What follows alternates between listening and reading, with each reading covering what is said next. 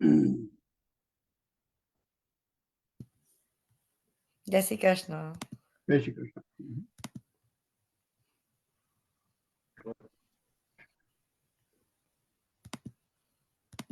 કઈ ના થાય તો લેવા માંડતો પછી થઈ ગયા.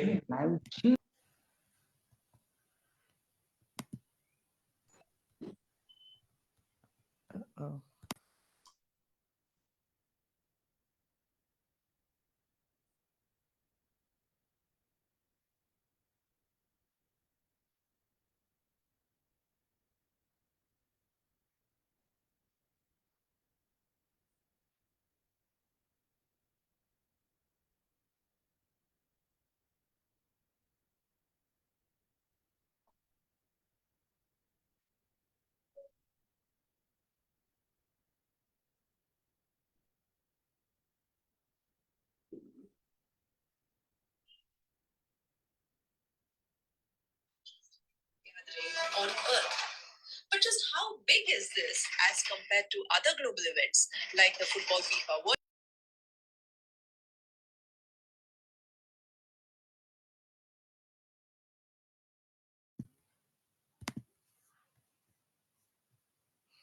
Please mute your audio, guys. Thank you.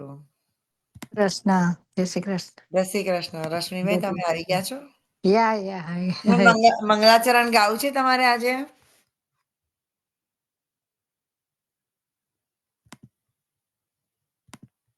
I know you like to sing, so I wanted to ask you. તમને મંગળાચરણ ગાવું હોય તો તમે ગાઈ શકો છો, નહીં તો હું ગાઉં?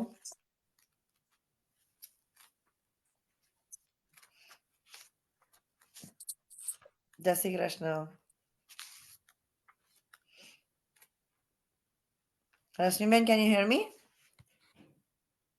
યા એક મિનિટ. ઓકે, આ જરા કરું છું, એક વિડિયો જરા. Sure, okay, sure. Okay.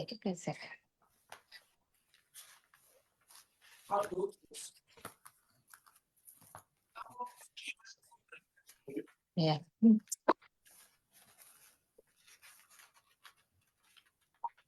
જય શ્રી કૃષ્ણ. જય શ્રી કૃષ્ણ, જય શ્રી કૃષ્ણ.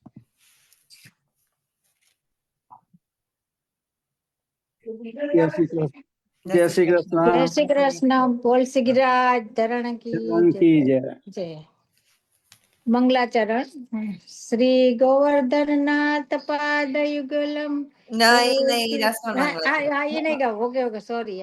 જય શ્રી ચિંતા કૃષ્ણ. સંતાન હંતા. યા ચિંતા સંતાન હંતારો યત્પાદાર્ભુજરેણવ શિવ્યાનામ તાની જમ ચાર્યમ પ્રણામામિ મૃહં યદનગ્રંથો જંતુ સર્વદુઃખાતિગો ભવેત તમહં સર્વદા વંદે શ્રીમદવલ્લભનંદનમ અજ્ઞામિ દિરામિ દસ્ય જ્ઞાનજનશલાકે ચક્ષુર્મિલન્તમ યેનમ તસ્મૈ શ્રી ગુરુવે નમઃ નમામિ હૃદયે શેષે લીલાક્ષિરાભિસાયિનમ લક્ષ્મી સહસ્રલીલાભી સેવ્યમાનમ કલાનિધમ ચતુર્ભીષ્વમ ચતુર્ભીષ્વમ ત્રિભીષ્ટથા ષડ વિરાજતે યોષો પંચધારદયે મમ પંચધારદયે મમ પંચધારદયે શિવલભાચાર્ય મંગલાચરણ સ્વાદ બોલ સિગિરાજ ધરણ કી જય શ્રી કૃષ્ણ. શ્રી કૃષ્ણ કનૈયા લાલ કી જય. લાલ કી જય. આજનો આપણે સત્સંગમાં આપણે હસમુખ અંકલ આપણને ટોપિક ડિસ્કશન કરશે. આજનો ટોપિક છે attributes of bhakti. So Hasmukh uncle, over to you. જરૂર. જય શ્રી કૃષ્ણ.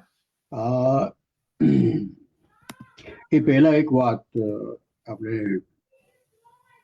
હમણાં જે મંગલાચરણ ગવાણું એમાં છેલ્લે એ જે બેન હતા એ બોલ્યા કે શ્રી વલ્લભાચાર્ય વિરચિત, શ્રી મહાપ્રભુજી વિરચિત, એવું છે, એવું લખેલું છે પુસ્તકમાં. લખેલું નથી, પણ બધા ષોડશ ગ્રંથ ગાતા હોય ને તો લાસ્ટમાં એમ બોલતા હોય છે. ના, પણ આ છે ને મંગલાચરણની તને હા. વાત કહું, હા હા એમાં ત્રીજો શ્લોક એ રાવણનો બનાવેલો છે, અજ્ઞાનાતિમિરાંધસ્ય. બીજો શ્લોક ગુસાઈજીએ ગોપીનાથજી માટે લખેલો છે, બરાબર છે, એટલે વલ્લભા વિરચિત નથી આ. હા, મંગલાચરણ એ કલેક્શન ઓફ છે, બરાબર છે. યા એમાં છેલ્લો શ્લોક છે વલ્લભાચાર્યજીનો, હમ એમણે મહાપ્રભુજીએ લખેલું છે, બરાબર છે. હા ઇટ્સ અ કલેક્શન.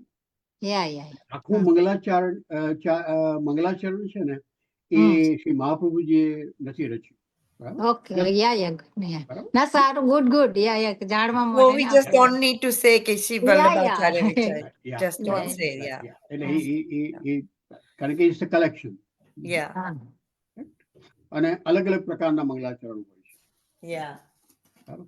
જેમ કે સર્વોત્તમ સ્તોત્રના પહેલા 6 શ્લોક છે એ મંગલાચરણ છે, અને સર્વોત્તમ સ્તોત્ર આખી ગુસાઈજીએ રચ્યું છે. yeah. ચાલો આપણે શરૂ કરીએ. ગુડ, સારું તમે કીધું, જાણવા મળ્યું બધું. હા, એટલે જરૂર જરૂર જરૂર. જય શ્રી કૃષ્ણ. જય શ્રી જય શ્રી કૃષ્ણ. કૃષ્ણ. સૌ જીવોને હસમુખ શાહના જય શ્રી કૃષ્ણ, જય શ્રી વલ્લભ, દંડવત પ્રણામ. આજે આપણે પુષ્ટિ સેવાનું તત્વદર્શન અને આચરણ, ફિલોસોફી એન્ડ પ્રેક્ટિસ ઓફ પુષ્ટિ સેવા વિષયને આગળ વધારીશું. આ વિષયના સંદર્ભમાં અત્યાર સુધીમાં આપણે શ્રી મહાપ્રભુજીના શુદ્ધ અદ્વૈતવાદ તથા એની પ્રેક્ટિકલ એપ્લિકેશન તરીકે પુષ્ટિ ભક્તિ માર્ગ, આપણા આરાધ્ય પરબ્રહ્મ કૃષ્ણ, તનુ વિત્તજા કૃષ્ણ સેવાના મુખ્ય આશય, કૃષ્ણ સેવા અથવા કૃષ્ણ કથાની પસંદગી, શરણ મંત્ર દીક્ષા, બ્રહ્મ સંબંધ મંત્ર દીક્ષા, શ્રદ્ધા, નિષ્ઠા, નિસ્સાધનતા, દાસત્વ, દીનતા, શરણાગતિ, સમર્પણ, નિષ્કામ પ્રેમ, પ્રેમ લક્ષણા ભક્તિ, સહજતા, માયા, સંસાર, લૌકિક અલૌકિક, આશ્રય, અન્યાશ્રય, અનન્યાશ્રય, અંતઃકરણ, પરબ્રહ્મ કૃષ્ણના સૃષ્ટિ સર્જન લીલા નાટક, પુષ્ટિ સેવા કથા સાધનામાં નડતરરૂપ બને એવા આપણા વિચાર, વાણી, વર્તન તથા પુષ્ટિ સેવા કથા સાધનામાં સહાયરૂપ થાય એવા આપણા હકારાત્મક વિચાર, વાણી, વર્તનના ટોપિક્સ વિશે વાત કરી. ભગવાન કૃષ્ણ પોતાને પ્રિય છે એવા ભક્તના જે 39 લક્ષણો પોતાની ભગવદ્ ગીતાના 12મા અધ્યાય ભક્તિ યોગમાં વર્ણવ્યા છે, એ વિશે આજે આપણે વાત કરીશું. બધા લક્ષણો વિશે આજે વાત નહીં થાય, પણ પછી આગળ સત્સંગમાં કરીશું. ભક્તિ યોગના 12મા અધ્યાયમાં નિર્ગુણ ભક્તિ અને સગુણ ભક્તિમાંથી કઈ ભક્તિ ઉત્તમ એ વિશે અર્જુન દ્વારા પૂછાયેલા પ્રશ્નના ઉત્તરમાં ભગવાન કૃષ્ણ સગુણ ભક્તિની, સગુણ અને સાકાર ભક્તિની સરળતા અને સહજતાનો ઉલ્લેખ કરે છે. આપણને બધાનો અનુભવ છે, સાકાર અને સગુણ. આપણે જે આપણા આરાધ્ય છે કૃષ્ણ હે શ્રીનાથજી, એમની આપણે ભક્તિ કરીએ છીએ. એ સગુણ સાકાર સ્વરૂપ છે, નિરાકાર નિર્ગુણ સ્વરૂપ નથી. નિરાકાર ની ભક્તિ કરવાનું અઘરું છે. કોઈ એબ્સ્ટ્રેક્ટ ફોર્મની ભક્તિ કરવી, એને આપણો પ્રેમ સમર્પવો, આપણું સન્માન એને આપવું, એ અઘરું છે, ઘણું અઘરું છે. આપણને કોઈક જોઈએ, સામે કોઈક જોઈએ આપણો પ્રેમ દર્શાવવા માટે, તો એ સામે પથ્થરનું સ્વરૂપ હોય, કાગળનું ચિત્રજી હોય કે ધાતુનું સ્વરૂપ હોય, પણ આપણને કંઈક જોઈએ, અને એમાંથી જ એ સગુણ સાકારની ભક્તિના કન્સેપ્ટમાંથી જ મૂર્તિ પૂજાનો કન્સેપ્ટ, સ્વરૂપ સેવાનો કન્સેપ્ટ ઉભો થયો છે. તો એ સરળ છે, સહજ છે આપણા બધા માટે. એટલે કૃષ્ણ સાકાર સગુણ સાકારની ભક્તિની સરળતા અને સહજતાનો ઉલ્લેખ કરે છે કે આ વધારે સરળ છે. ત્યારબાદ ભગવાન કૃષ્ણ પોતાને, એટલે કે પરમાત્મા કૃષ્ણને ભક્તિ યોગ દ્વારા પામવાના 4 પ્રકારના સાધનની વાત કરે છે. 4 પ્રકારના સાધનની વાત કરે છે. આ 4 સાધન કયા? આ ભગવદ્ ગીતાના આધારે પહેલું સાધન કૃષ્ણના ચરણે સમર્પણ. સમર્પણ આપણે વાત કરી ગયા છે ઘણા વખત પહેલા કે સમર્પણ એક મનોદશા છે. સમર્પણ કરાય નહીં. સમર્પણ કે શરણાગતિ બેમાંથી એક કરી ન શકાય. એ સમર્પણ એક મનોદશા છે. મારું જે કાંઈ છે એ કૃષ્ણનું છે. એ ભાવ, મારી પાસે જે કાંઈ છે એના ઉપરનો આપણો જે બે પ્રકારની માલિકી હોય છે. ભૌતિક ભાવ પણ હોય છે, ભૌતિક માલિકી અને માનસિક માલિકી. અને માનસિક માલિકી આપણે કૃષ્ણને સોંપવાની છે, ભૌતિક નહીં. આપણી પાસે જે વસ્તુઓ છે એ આપણે કોઈને સોંપી નથી દેવાની, કૃષ્ણને ચરણે ધરી નથી દેવાની. એ વસ્તુઓનો આપણે ઉપયોગ કરવાનો છે. વસ્તુઓ હોય, પદાર્થો હોય, વ્યક્તિઓ હોય, ગમે તે હોય, એનો ઉપયોગ, એનો ઉપભોગ આપણે કરવાનો છે, પણ એની માલિકી કૃષ્ણની છે એવું માની. એટલે આપણે એ માનસિક માલિકીનો ત્યાગ કરવાનો છે, અને માનસિક માલિકીનો ત્યાગ એ સમર્પણ. તો સમર્પણ એ માનસિક દશા છે. સમર્પણ થાય નહીં, સમર્પણ કરાય નહીં. એ સમર્પણની ઘટના ઘટે, સમર્પણની મનોદશા એને પ્રાપ્ત કરવી પડે. બીજું સાધન કૃષ્ણ સેવા અથવા કૃષ્ણ કથાનો અભ્યાસ, પ્રેક્ટિસ કરવી પડે. શ્રી મહાપ્રભુજીએ બેમાંથી એકની પસંદગી કરવાનું કહ્યું છે. પ્રવૃત્તિમય જીવન, અતિ પ્રવૃત્તિમય જીવન હોય તો કૃષ્ણ કથા એટલે કે કૃષ્ણનું નામનું શ્રવણ, કીર્તન ને સ્મરણ, ત્રણ.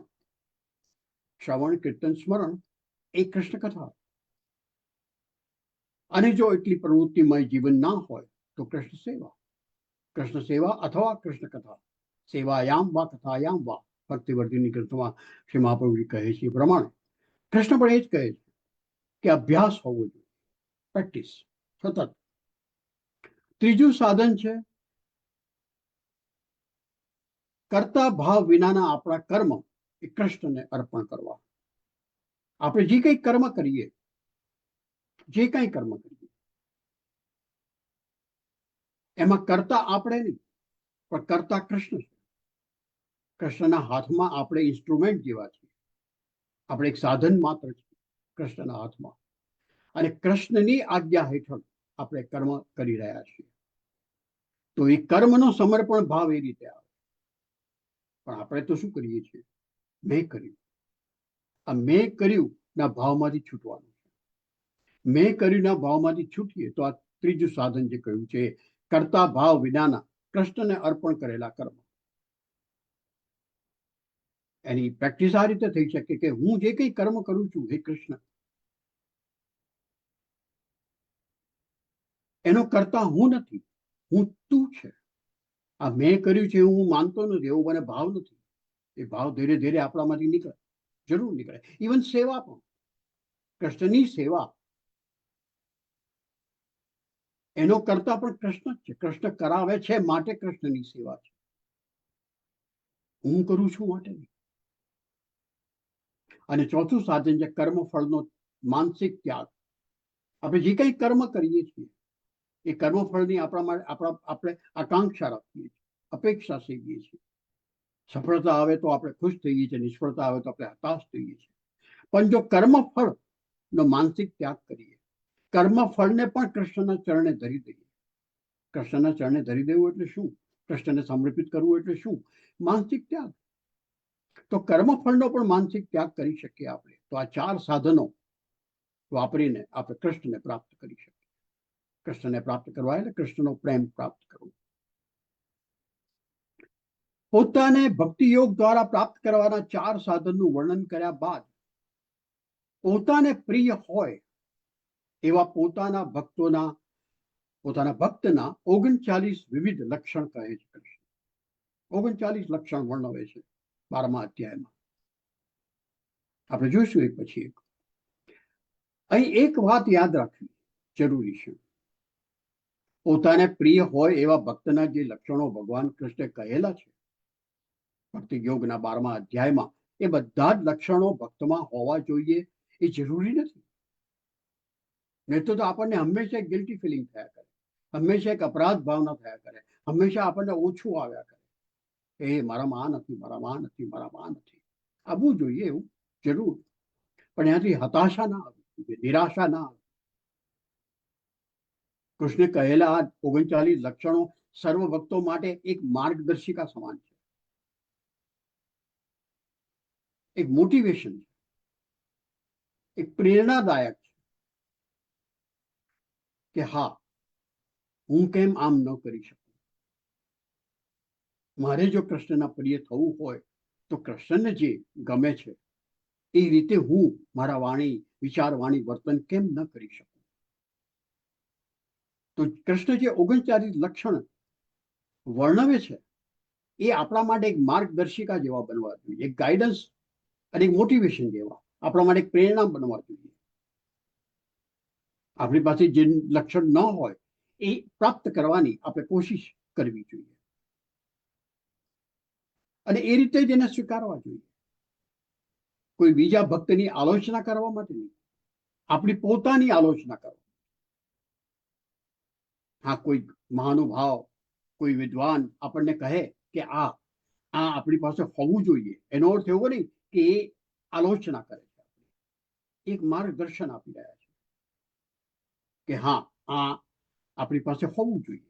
ભક્તિના માર્ગે આગળ વધવું હોય, કૃષ્ણને પ્રિય થવું હોય, કૃષ્ણનો પ્રેમ પ્રાપ્ત કરવો હોય, કૃષ્ણનો સાક્ષાત્કાર કરવો હોય તો આ લક્ષણ હોવા જોઈએ આપણી પાસે.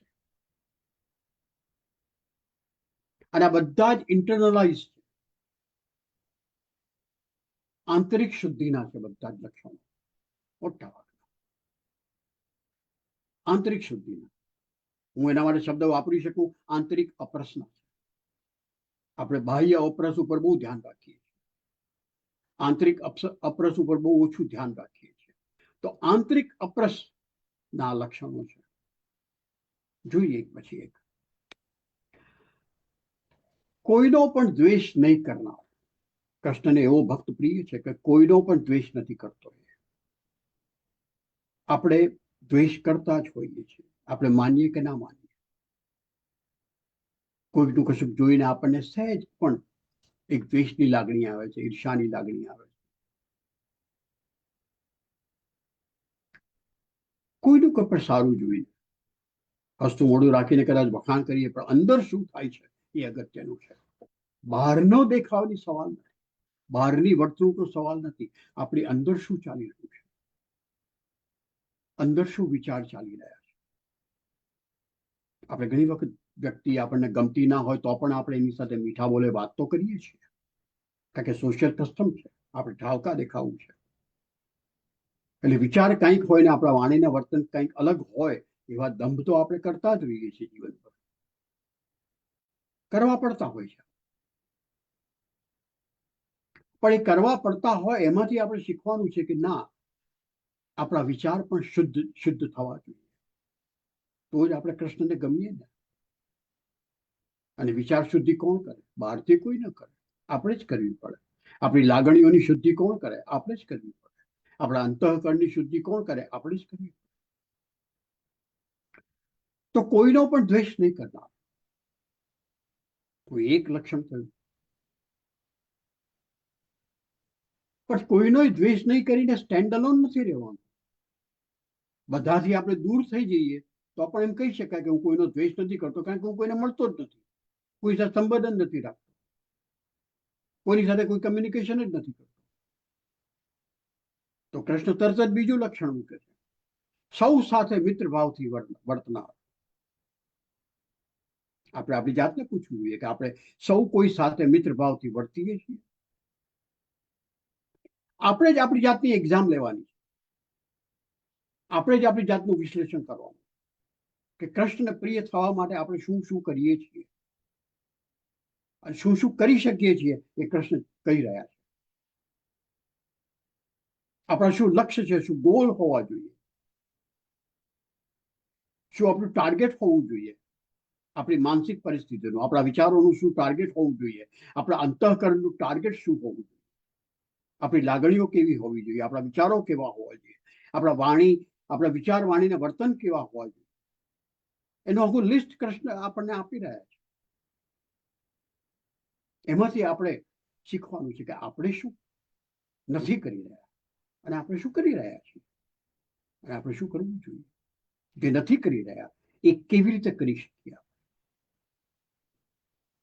તો સૌ સાથે મિત્ર ભાવથી વર્તનાર, સૌથી દૂર રહીને દ્વેષ નથી કરવાનો એવું નહીં. સૌ સાથે મળીને અને મિત્ર ભાવથી જ્યારે વર્તીએ ને, પ્રામાણિક મિત્ર ભાવ, તો કોઈની સાથે દ્વેષ થાય જ નહીં.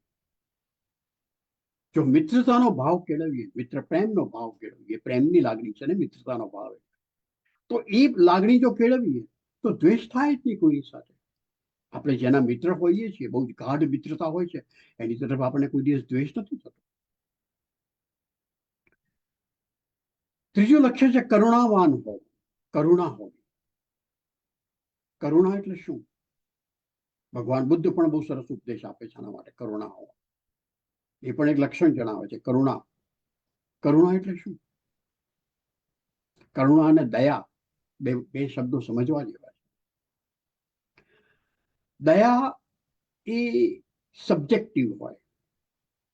આપણે કોઈ રસ્તે ચાલતા જઈએ છીએ દરરોજ, ચલો સવારે ચાલવા નીકળ્યા, બપોરે કે સાંજે જ્યારે ચાલવા નીકળ્યા, બરાબર છે.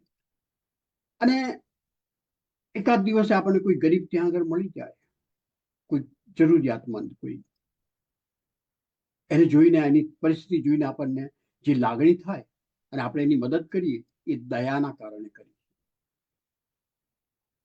અને દયાની લાગણી ટેમ્પરરી, સબ્જેક્ટ માટે હોય. કોઈ સબ્જેક્ટ ત્યાં આગળ છે. એ દયા આપણો સ્વભાવ ના હોય. દયા એક ઇવેન્ટ માટે હોય. ઘણી વખત એવું પણ બને છે કે આપણે મિત્રો સાથે નીકળાતા હોય અને માની લો કે જરા મિત્ર સાથે હોય કે એમાં કોઈની ઉપર કોઈને ઇમ્પ્રેસ કરવા માટે આપણે કોઈને 5 ના બદલે $10 આપી દઈએ જરૂરિયાતમંદને. એ બધું દયાના કારણે થતું હોય છે. દયાની સાથે અહંકાર ભળે એટલે. કરુણા આપણો સ્વભાવ,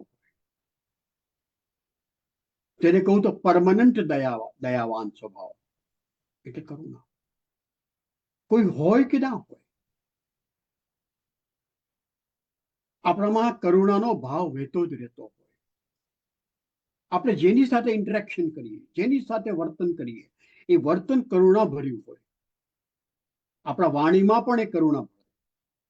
જેની સાથે વાત કરીએ એની સાથે બહુ સલુકાઈથી વાત કરીએ, બહુ સરળતાથી વાત કરીએ, માન સન્માન આપીને વાત કરીએ, એ કરુણા છે. બધું જ કરુણામાંથી ઉત્પન્ન થાય.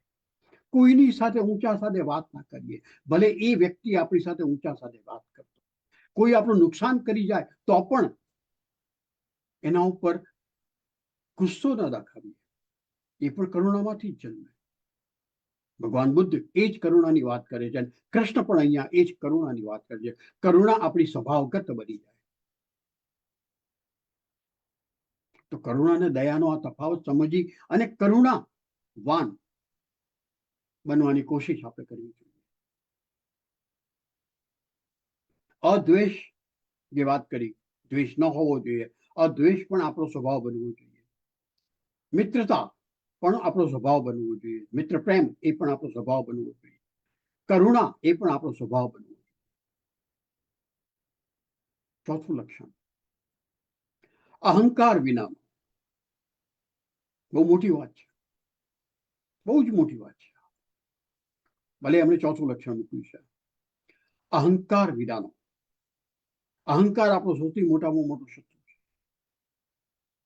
અને આપણા ભગવાનની વચ્ચે, આપણા અને આપણા આરાધ્યની વચ્ચે, આપણા અને આપણા કૃષ્ણની વચ્ચે સૌથી મોટી જો દિવાલ હોય તો એ અહંકારની છે. આપણને ખબર પણ નથી પડતી એ અહંકારની. આપણને એમ લાગે આ તો સ્વાભાવિક છે, આવું કરવું, આવું કહેવું. આપણો આવો વિચાર, આપણી આવી વાણી, આપણે આવું વર્તન સહજ છે, બધા કરે છે. ના, એ અહંકારમાંથી નીકળે છે આની આપણને અંદાજ પણ નથી આવતો. એના જાતે આપણે કોન્સ્ટન્ટ એવરી ડે આપણી જાતને પૂછવું પડે. પહેલા પણ આપણે વાત કરી ગયા છે, પણ એના માટે એક એક્સપેરિમેન્ટ કરવો જરૂરી છે. હું વર્ષોથી કરી રહ્યો છું. દરરોજ રાતના સૂતા પહેલા આપણી જાતને જે કંઈ પ્રાર્થના જે કંઈ કરતા હોય બધે કર્યા પછી આપણે આપણી જાતને એક પ્રશ્ન પૂછો કે આજે મારાથી એવું કંઈ બોલાઈ ગયું, મારાથી એવું કંઈ થઈ ગયું કે મને એવો કોઈ વિચાર આવ્યો જે મારા અહંકારના કારણે હતો, જે મારા અહંકારમાંથી નીકળ્યો હતો, જેણે મારા અહંકારને બળ આપ્યું. અને આપણી જાતની અંદરથી જ પ્રામાણિક જવાબ શોધવાની કોશિશ કરવી. શરૂઆતમાં નહીં આવે, શરૂઆતમાં જસ્ટિફિકેશન આવશે, ના ના એણે કહ્યું એટલે મેં કર્યું, ના ના આમ તો થાય ને બધા જ કરે છે, એણે મારી સાથે આવી રીતે વર્તન કર્યું, એણે મને આવી રીતે ગાળ દીધી કે અપશબ્દ કહ્યા માટે મેં આમ કર્યું. ધીરે ધીરે ધીરે ધીરે પછી આવશે 2 મહિના 3 મહિના 6 મહિના પછી કંઈક આપણે બોલવા જઈશું, કંઈક આપણે કરવા જઈશું, તરત જ બીજો વિચાર આવશે કે ના આમ ન થાય. આપણા અહંકારમાંથી નીકળી ગયું છે. આપણે કોઈની સાથે નોટ્સ કમ્પેર નથી કરવાની, આ તો આપણે બી જાતને સુધારવાની વાત છે, કૃષ્ણના પ્રિય બનવાની વાત છે. તો કૃષ્ણના પ્રિય બનવાની જે યાત્રા છે આપણે જાતે કરવાની છે. તો અહંકાર વિનાનો એક, અને એટલા માટે તો આપણને તનુવિત્તજા સેવા કરવાની વાત કરે છે. આપણે જે વાત કરી ગયા ત્યારે કે આપણે આપણો અહંકાર આપણા શરીર શક્તિ ઉપર, આપણી બુદ્ધિ શક્તિ ઉપર, આપણી ભાવ શક્તિ ઉપર આધાર રાખે. અને માટે કે મહાપ્રભુજી કહે છે કે આપણે આપણા તનથી જ સેવા કરવાની, તનથી મનથી સેવા કરવાની, તો અહંકાર તૂટે. બીજા કોઈની મદદ લઈને સેવા કરવાની નથી. આપણી સેવા આપણી જ છે.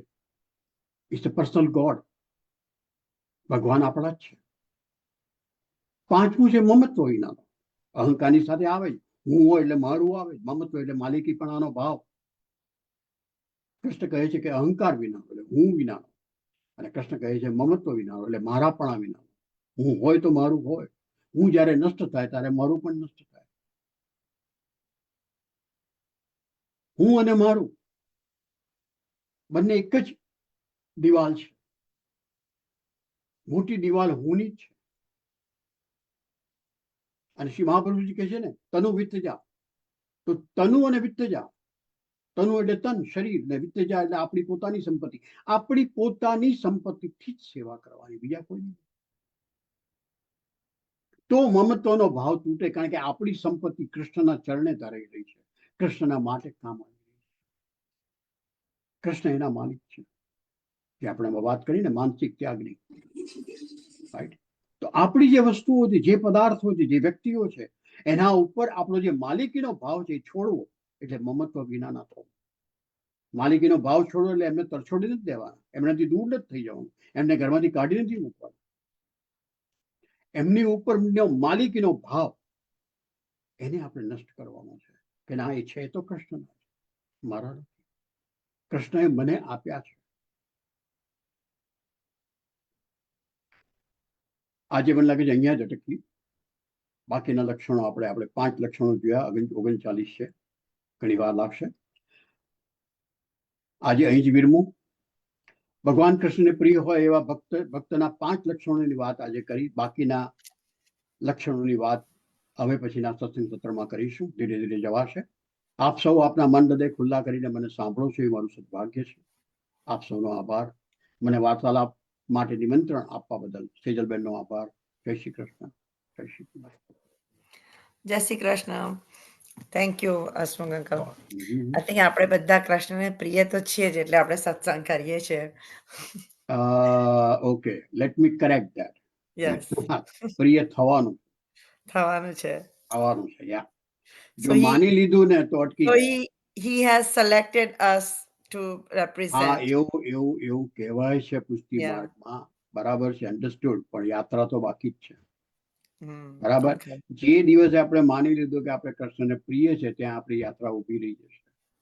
Good. Okay. રાઈટ. મારું કહેવું કદાચ ગમશે નહીં, બરાબર, પણ આ હકીકત છે. No, but that sounds right. Yeah, that sounds right. Yeah. That sounds right. Right. આપણને કોઈ કહે કે ના હવે તમે પીએચડી થઈ ગયા તો તમે વિદ્વાન થઈ ગયા તો Yeah. આપણો અભ્યાસ અટકી જ જાય ત્યાં. બરાબર છે. બસ No, exactly. I think I meant to say that we are fortunate that he has Yes. selected us. Exactly you can To સે do that, yes, Yeah. Definitely. So અને એ that's what યાત્રા આપણે કરવાની છે, બરાબર? yes. Right. જેમ કે પહેલા બી હું કહી ગયો છું કે ભાઈ કૃષ્ણને આપણી વચ્ચે 10 ડગલાનું અંતર છે, 9 ડગલા આપણે ચાલવા. Yeah. કૃષ્ણ છે જ ત્યાં અને 10મું ડગલું કૃષ્ણ ચાલશે, Hmm. પણ 9 ડગલા આપણી રાહ જોશે ક્યારે આવે છે, ક્યારે પોતાની અંતઃકરણની શુદ્ધિ કરીને આવે છે. બહુ અગત્યની વાત છે જેના પર ભાર મુકાતો નથી. કૃષ્ણ અહીં ભક્તિ યોગમાં એ ભાર મૂકી રહ્યા છે, અંતઃકરણ શુદ્ધિની વાત છે. ચાલો, Thank you. ચાલો, Jai Shri જય શ્રી કૃષ્ણ. મારે જવું પડશે. જય Shri Krishna. Okay, sure. Jai Shri Krishna. Thank you for joining Hasmukh Oh, uncle. definitely. For your Krishna. time. મજા આવી ગઈ, સરસ વચન you. સાંભળવાની. આપણે ભાગવત પુરાણ નહીં તો પછી આઈ થિંક ઉર્વશીબેન છે.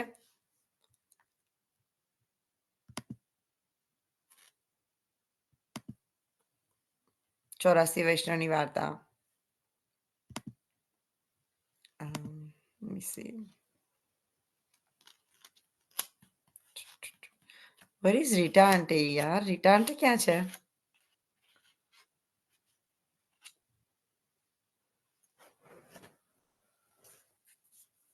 જય Shri Krishna. Rita aunty, are you there? એક જ મિનિટ.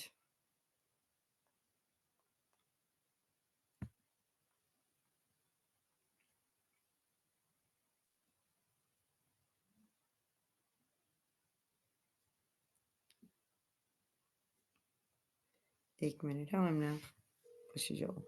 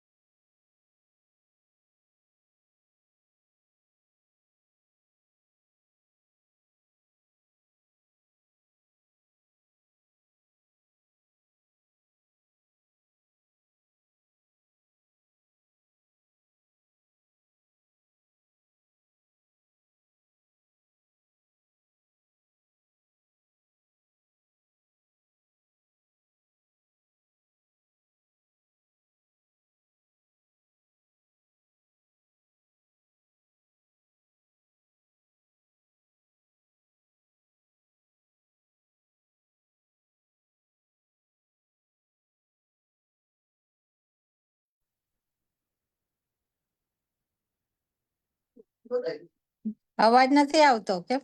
જય શ્રી કૃષ્ણ.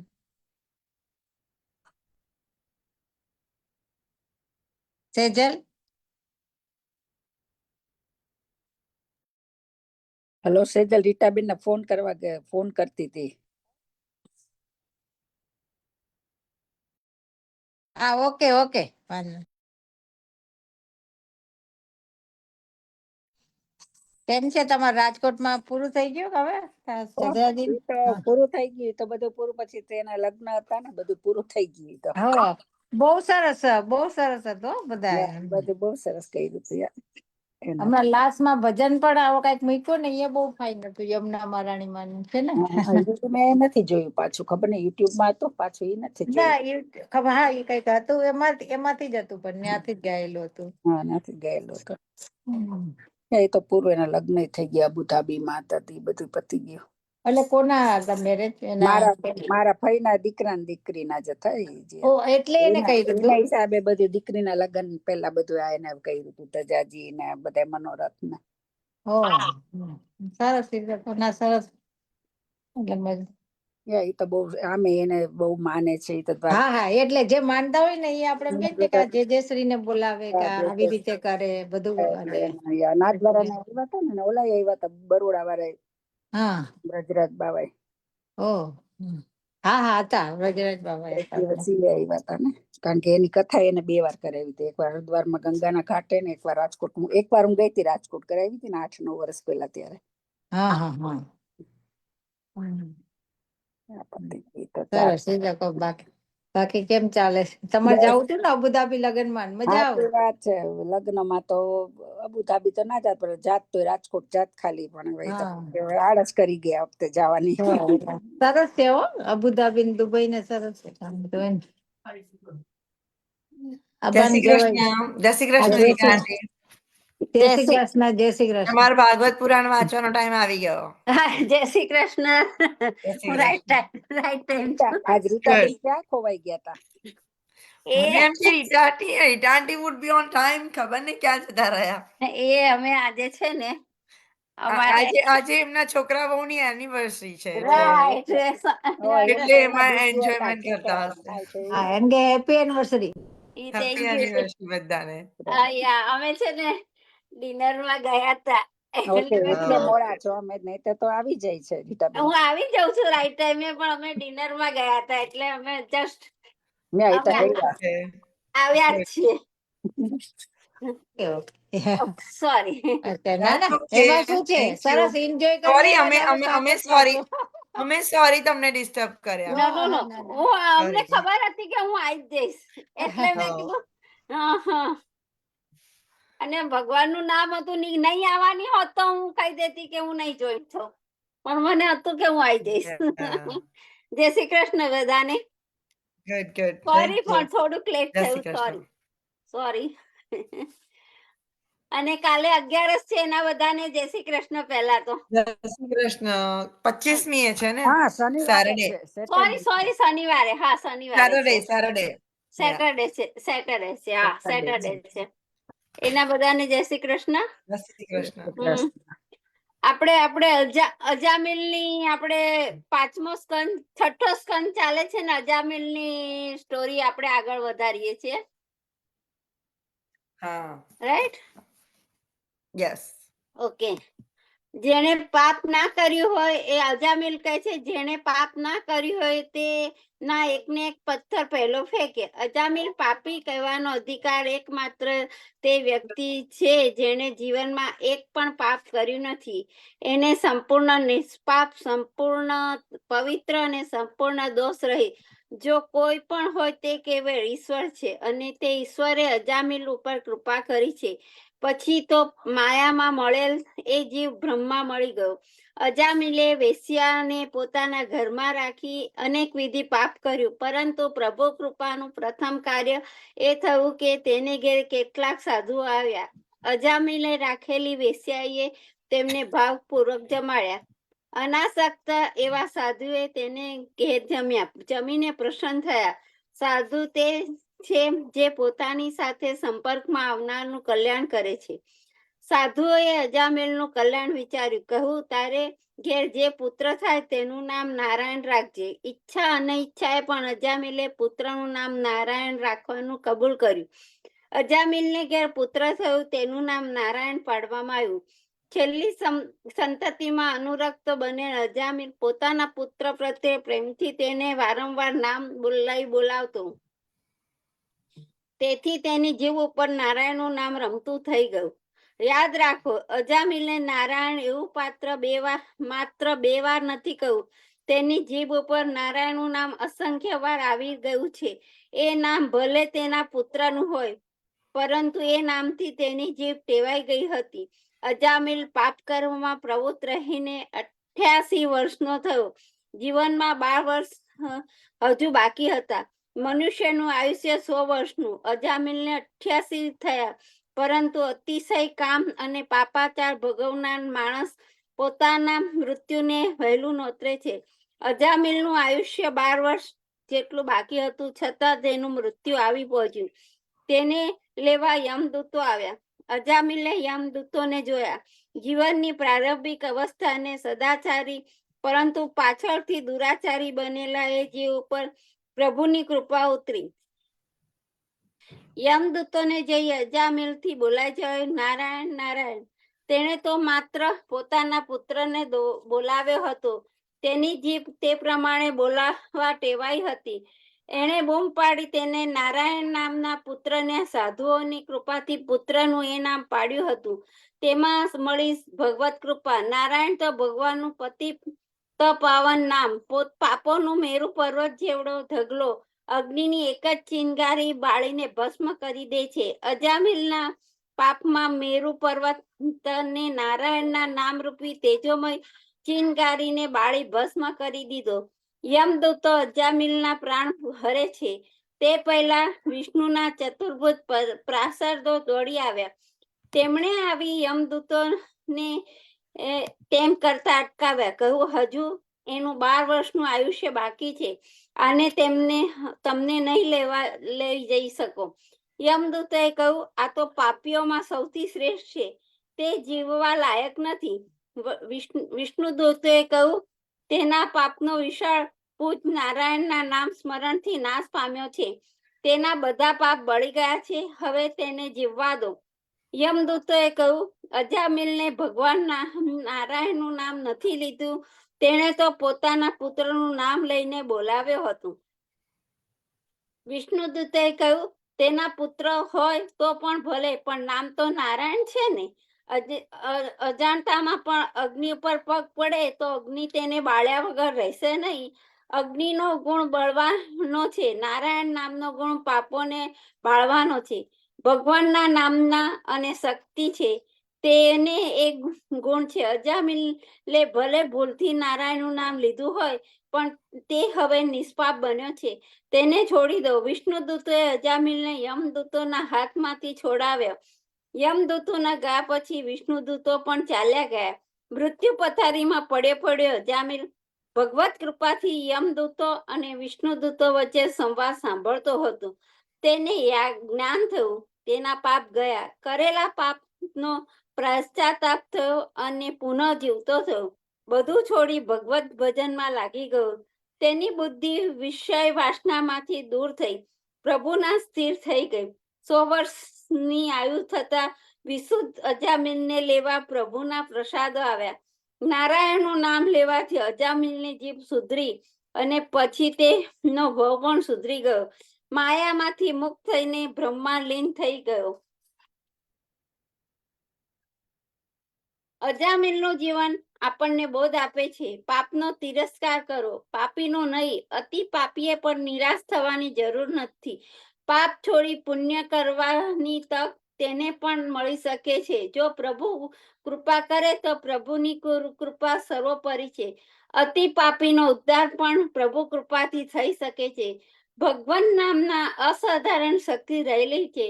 ભગવાન નામ લેવાથી ભવસાગર તરી જવાય છે. એક હતા ભગવત ભક્ત, તેને જીભે નિરંતર ભગવત નામ રમતું. તેનું નામ ચાચા હરિવંશ. એક દિવસ એક વૈષ્ણવે પોતાની સાથે લઈને તેઓ લાલજી માટે સામગ્રી લેવા ગોકુળ ગયા. સામગ્રી એકત્ર કરતા મોડું થઈ ગયું. સામગ્રી લઈ યમુના કિનારે આવ્યા. ત્યાં એક પણ નાવડી ન જોઈ. સામગ્રી લઈ શ્રી ગોવર્ધન પહોંચવાનું અનિવાર્ય થયું. બીજે દિવસે ઉત્સવ હતો. હવે શું કરવું? નદી પાર કરીએ છૂટકો. તેમણે પોતાની સાથેના વૈષ્ણવને કહ્યું, યમુનાજીમાં હું જ્યાં પગ મૂકું ત્યાં મારા પગલા ઉપર પગ મૂકી તું ચાલ્યો આવજે. પછી ચાચાજીએ યમુનાજીના જળ ઉપર ચાલવા માંડ્યું. તેઓ મુખથી અષ્ટાક્ષર મહામંત્રોનો જાપ કરતા હતા અને પાણી ઉપર ચાલ્યા જતા હતા. સાથેનો વૈષ્ણવ પણ અષ્ટાક્ષર મંત્રનો જાપ કરતો હતો અને ચાચાજીના પગલે પગલે ચાલતો હતો. અડધી નદી ઓળંગી હશે અને તે વૈષ્ણવને મનમાં થયું, આવું શા માટે? મારે ચાચાજીના પગલે પગલે શા માટે ચાલવું? ચાચાજી અષ્ટાક્ષર મંત્રનો જાપ કરે છે તો હું પણ કરું છું. એ વૈષ્ણવ છે તો હું પણ વૈષ્ણવ છું. આ વિચારની તેને પોતાની રીતે ચાલવા પગ ઉઠાવ્યો, પણ પગ મુકતા તે ડૂબવા લાગ્યો. ચાચાજીએ તેનો હાથ પકડી લીધો, સાથે લઈ નદી પાર ઉતર્યા. પછી પૂછ્યું, આવું શા માટે બન્યું? તે વૈષ્ણવે પોતાના મનમાં આવેલા વિચાર કરી સંભળાવ્યો અને કહ્યું, તમે અષ્ટાક્ષર મંત્ર બોલતા હતા અને પાણીમાં ડૂબતા ન હતા. હું પણ અષ્ટાક્ષર મંત્ર બોલતો હતો, છતાં હું કેમ ડૂબવા લાગ્યો? ચાચાજી હસી પડ્યા અને કહ્યું, ભાઈ, ભગવાને મારી શરણાગતિ સ્વીકારી છે. તારી શરણાગતિ સ્વીકારવાનું બાકી છે. મારું તેણે સાંભળ્યું, તારું હવે પછી સાંભળશે. ભગવાનનું નામ તો એક જ છે, પરંતુ નામ લેનારને તેનો ભાવ પ્રમાણે તેનો અનુભવ થાય છે. રાજા પરીક્ષિત પૂછે છે, યમના દૂતોને પાછું જવું પડ્યું અને એ રીતે યમરાજની આજ્ઞા લેવામાં તેમાં થતા યમરાજાએ શું કર્યું? સુખદેવજી રાજા પરીક્ષિતને રમ રાજા અને તેમના દૂતો વચ્ચેનો સંવાદ કહી સંભળાવે છે. સુખદેવજી કહે છે યમના દૂતોને યમરાજ પાસે જઈ કહ્યું, મહારાજ, આ જગતમાં કેટલા શાસન ચાલે છે. અમે અજામિલનો પ્રાણ હરતા હતા. કોઈ 4 ચતુર્ભુજો દેવોએ આવી અમને તેમ કરતા અટકાવ્યા. યમ રાજા જવાબ આપે છે, સકળ બ્રહ્માંડમાં એકમાત્ર ભગવાનનું શાસન ચાલે છે. હું અને બીજા અધિકારીઓ દેવતાઓ તેમને વશ વર્તી અમારું કામ કરીએ. અમને 12 અધિકારીઓના ધર્મનું જ્ઞાન છે. બ્રહ્મા, શંકર, નારદ, સનત કુમાર, કપિલ, મનુ, પ્રહલાદ, જનક, ભીષ્મ, બલિ, સુખદેવજી અને હું એટલા 12 અધિકારીઓએ ધર્મને સમજે છે. ધર્મ પ્રભુ પ્રણીત છે અને તેને સમજવો સહેલો નથી. અમે પણ ભગવત ધર્મ જણાવીને છીએ, પરંતુ અનુગ્રહ ધર્મને જાણતા નથી. ભગવાન પોતાના ભક્તોની રક્ષા કરે છે. પોતાના અનુગ્રહ ધર્મ દ્વારા ધર્મના નામ ઉપર અમે પણ તેમના અંતરાય રૂપ થઈ શકતા નથી. અજામિલે ભગવાનનું નામ લીધું. ભગવાનનો તેના પર અનુગ્રહ થયો અને અનુગ્રહ પુષ્ટિ માર્ગે નિયમપૂર્વક અતિ સ્થિતિ ભગવાનના અનુગ્રહતા જીવને કરાળ કાળ પર સ્પર્શી શકતો નથી. અજામિલની કથા દ્વારા વ્યાસજીએ ભગવાન નામના અપાર મહિમા વર્ણવ્યો છે અને પછી ચતુર્થ સ્કંદમાં કહેલી પ્રેચત્સોની કથાનું અનુસંધાન કરવામાં આવ્યું છે. રાજા પ્રાચીન બહિરના 10 પુત્રો, તેમના નામ પ્રત્યક્ષતા. તેઓ ભગવાનના પરમ ભક્ત. તેમણે તપ કર્યું. ભક્ત વત્સલ ભગવાને પ્રગટ થઈ તેમને કૃતાર્થ કર્યા પછી પંચજનની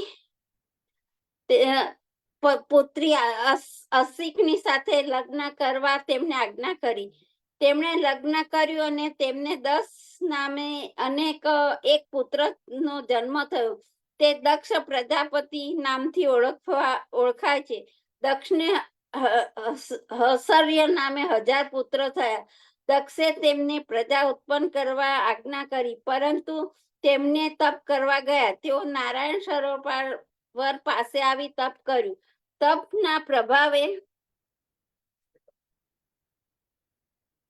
પરમહંસ ધર્મ આચરવા આજ્ઞા સાધ્યું. પછી તેમણે કેટલાક કૂટ પ્રશ્નો પૂછ્યા અને તે પ્રશ્નોના જવાબ આપ્યા. નારદજીએ હર્ષને પૂછેલા પ્રશ્નોમાંથી એકાદ બે પ્રશ્નો અને તેના જવાબો જોઈને નારદજીએ પૂછ્યું, જેમાં એક જ પુરુષ વસે છે એવો દેશ કયો? વર્ષયોએ જવાબ આપ્યો, એવો દેશ છે માનવ શરીર. માનવ શરીર રૂપી એ દેશમાં ઈશ્વરરૂપ એક જ પુરુષ અર્થાત એક જ આત્મા રહે છે. નારદજી પૂછે છે, જ્યાં જઈ શકાય પરંતુ પાછું બહાર ન નીકળી શકાય એવી ગુફા કઈ? હયર્ષો કહે છે, પ્રભુનું પરમ ધામ. તેને માટે તો શ્રીમદ ભગવદ ગીતામાં પણ કહ્યું છે કે યદ ગત્વા ન નિવર્તન્તે તથાત્મ પરમમ, અર્થાત જેમાં ગયા પછી પાછા ફરાતું નથી એનું નામ પરમધામ છે. જય શ્રી કૃષ્ણ. બસ. Thank you. You welcome. જય શ્રી કૃષ્ણ.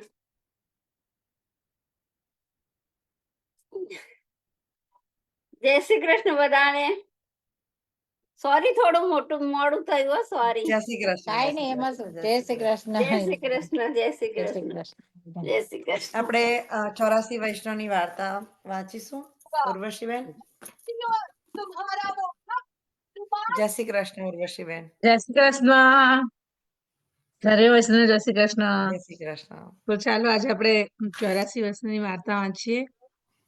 સદ્દુ પાંડે, ભવાની અને નરો.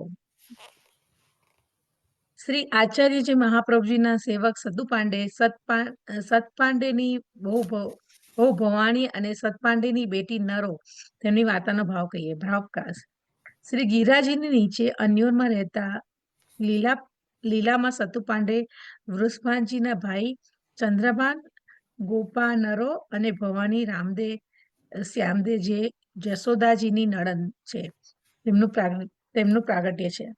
વાર્તા પ્રસંગ 1 શ્રી આચાર્યજી મહાપ્રભુજી જ્યારે પૃથ્વીની પરિક્રમા કરતા દક્ષિણ ઝારખંડમાં પધાર્યા ત્યારે શ્રી ગોવર્ધનનાથજીએ ઝારખંડમાં શ્રી આચાર્યજીને દર્શન દઈને કહ્યું કે તમે મારી સેવા જગતમાં પ્રગટ કરો તો દેવી જીવ જલ્દી શરણે આવે અને વ્રજમાં ગોવર્ધન પર્વત પર ઉપર 3 નામથી પ્રગટ્યા છીએ, દેવદમન, નાગદમન અને દેવદમન. તેમનામાં મધ્ય દેવદમન છે તે હું છું. મારી આસપાસ 2 દમન છે. ભાવ પ્રકાશ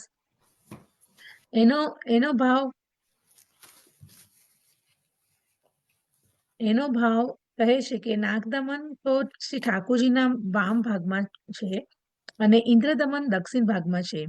વામ ભાગમાં નાગદમન શ્રી યમુનાજીના સ્વરૂપથી છે, કેમ કે કાળ સર્પનું દમન કરતા હતા. યમદંડ, કાલદંડ ને શ્રી યમુનાજીની કૃપાથી દૂર થાય છે.